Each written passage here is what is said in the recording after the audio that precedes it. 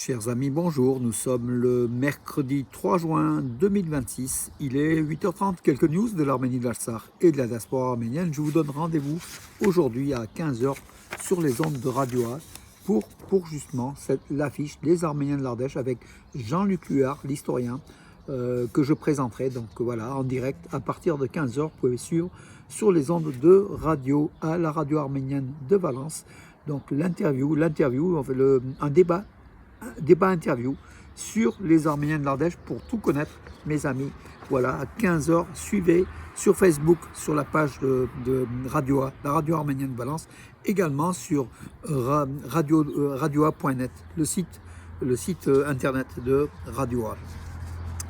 Donc l'interview de l'historien Jean-Luc Huard sur les Arméniens de l'Ardèche. Et puis bien sûr, donc voilà, je vous montre donc le 13 juin, samedi 13 juin, inauguration en fait, vernissage de mon expo de caricature à l'espace salle Chenevier de la MJC Jean Moulin de Bourg-les-Valence.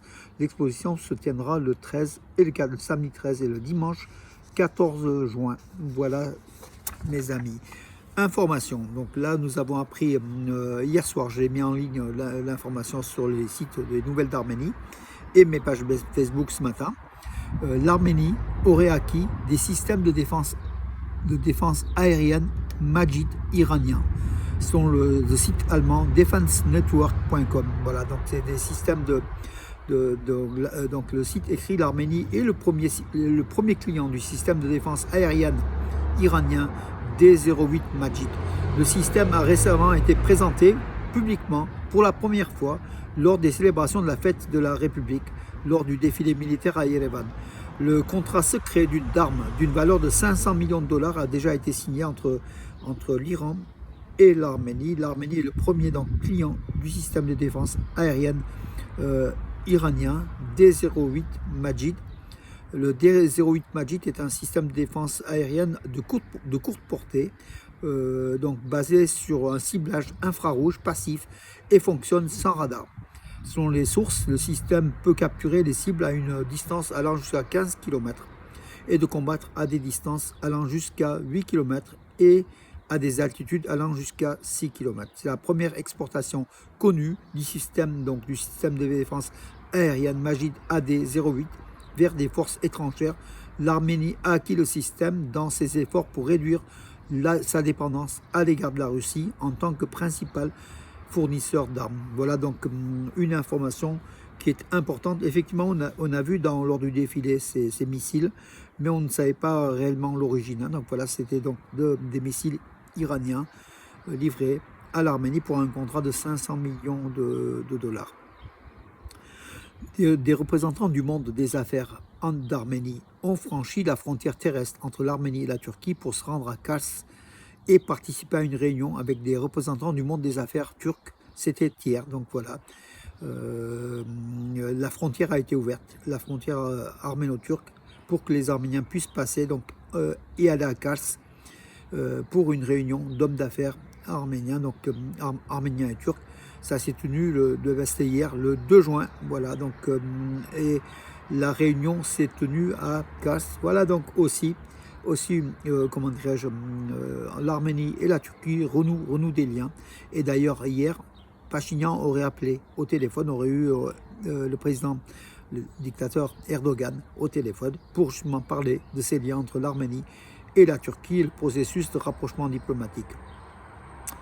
Le premier lot ça c'est très très important, le premier lot de processeurs graphiques américains Nvidia Blackwell est arrivé en Arménie. Le ministre des hautes technologies et de l'industrie d'Arménie, Mrital Hayrabitan, a annoncé sur sa page Facebook que lui et Alexandrie Sagan, cofondateurs de Firebird AI, s'étaient rendus à l'aéroport Zvartnots Yerevan. Le premier lot important de 6144 processeurs graphiques Nvidia Blackwell était arrivé à l'aube en Arménie, processeur graphique destiné à la mise en œuvre de la première phase du méga projet Firebird AI, le centre de data d'IA.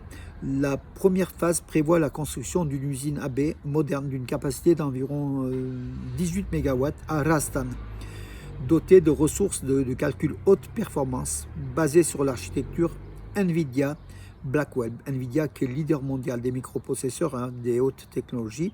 Ce centre de données en Arménie utilisera un système de refroidissement par eau en circuit fermé, rechargeable une seule fois et réutilisable pendant plusieurs années, garantissant ainsi une efficacité énergétique élevée et un fonctionnement fiable.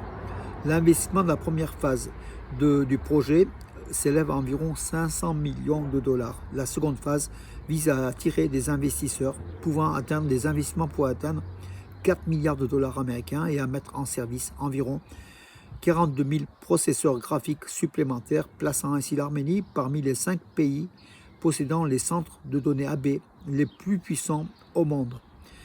Après le lancement de la première phase du centre, le centre donc, de Arastan emploiera jusqu'à 100 spécialistes hautement qualifiés et plus de 1000 spécialistes participeront à la construction et à l'expansion de la seconde phase, créant ainsi de nouveaux emplois bien rémunérés.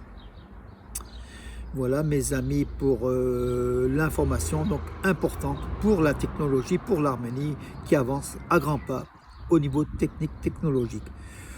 Le niveau d'eau du réservoir d'Abaran, donc une ville donc, dans la région d'Arakatsod, Abaran, une ville de 10 000 habitants à peu près, tout près, donc sur les pentes, en bas du mont Arakats, la ville d'Abaran.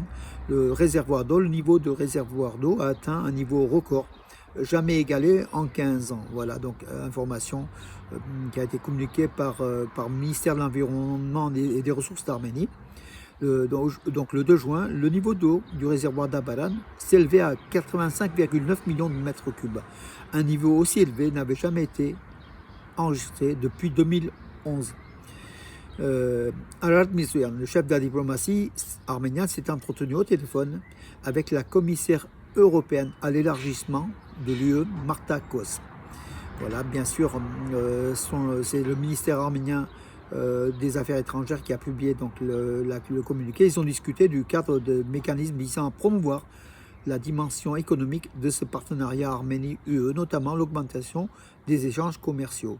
Ils ont également évoqué les programmes de développement et de connectivité régionale ainsi que la coopération en faveur du renforcement continu et de la résilience démocratique conformément à l'agenda stratégique Arménie-UE. L'Arménie cherche une parade aux interdictions de Moscou qui frappent les fruits arméniens, qui frappent les boissons, le brandy arménien, qui frappent l'eau minérale arménienne, qui frappent beaucoup de choses d'Arménie. La Russie prend les fleurs d'Arménie. La Russie donc sanctionne l'Arménie qui se rapproche de l'Union européenne et par cela veut sanctionner l'Arménie.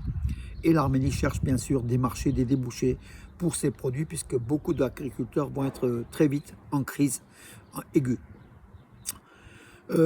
La structure installée dans la zone de la montagne d'Imats, dans la région de Tavouche, au nord-est de l'Arménie, sera démantelée et le site retrouvera son aspect naturel. C'est le ministère arménien de l'Environnement, des Ressources naturelles, le ministre Ampatou Matevosyan, qui a déclaré toutes les constructions au-dessus des montagnes, donc illégales, tout ce qui est fait pour le décorer, pour voilà, des projets souvent personnels, seront démantelés, démontés, puisque la nature en Arménie sera respectée.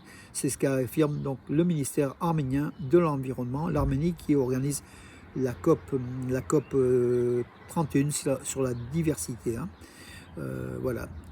La compagnie ferroviaire Chemin de fer du Sud-Caucase, qui appartient à la Russie, reprendra le transport international de passagers d'Yerevan vers Batumi, la station balnéaire de la mer Noire en Adjari, en Géorgie. Yerevan, Tbilissi, Batumi, aller-retour à partir du 14 juin et cela jusqu'au début octobre. Voilà donc pour les touristes qui veulent se rendre sur les bords de la mer Noire, sachant qu'il y a une ligne aérienne qui a été aussi récemment inaugurée entre Yerevan et Batumi par Flyone Armenia, la compagnie aérienne number one d'Arménie. Nicole Pachinian salue vivement la coopération fructueuse établie entre l'Arménie et l'Italie dans un message adressé à sa collègue Giorgia Meloni. Il a salué donc sa présence à Yerevan récemment, c'était il y a à peu près un mois, lors du sommet de la communauté économique, la communauté politique européenne. Giorgia Meloni était à Yerevan, elle est partie à Bakou après Yerevan, il faut quand même aussi le dire. Mais voilà, donc Nicole Pachinian souhaite que ces relations se développent entre l'Arménie et l'Italie. La société d'ingénierie américaine AECOM est en Arménie pour soutenir l'accord sur la terre IPP, indique l'ambassade des États-Unis en Arménie. Donc nos efforts conjoints concernant l'accord sur la terre IPP se poursuivent, contribuant à concrétiser notre vision commune de faire de l'Arménie une plaque tournante régionale du transit de l'économie et de l'économie, affirme dans un communiqué l'ambassade des États-Unis à Yerevan. Donc là, comme une société internationale d'ingénierie et de conseil et infrastructure qui travaille avec le département d'État américain dans de nombreux pays à travers le monde, était en Arménie pour soutenir les efforts visant à faire de l'accord sur les TRIPP une réalité, indique le communiqué de l'ambassade des États-Unis à Yerevan. Voilà mes amis, les informations pour aujourd'hui. Une nouvelle fois, je vous donne rendez-vous donc en direct, ça sera en direct, vous pouvez suivre aussi sur Facebook, sur la page de radio, la radio arménienne de Valence. Donc cela, donc les Arméniens d'hier et d'aujourd'hui en Ardèche, avec Jean-Luc Huard, l'historien, qui est là, voilà, et moi je l'interrogerai. Et Marina Bedrossian sera à la technique, c'est la directrice de Radio A, Marina Bedrossian, voilà. À tout à l'heure, à 15h pour justement Radio A. Et puis mes amis, à demain pour les vidéos qui se poursuivent chaque jour. Bonne journée en tout cas à vous et profitez-en du beau temps.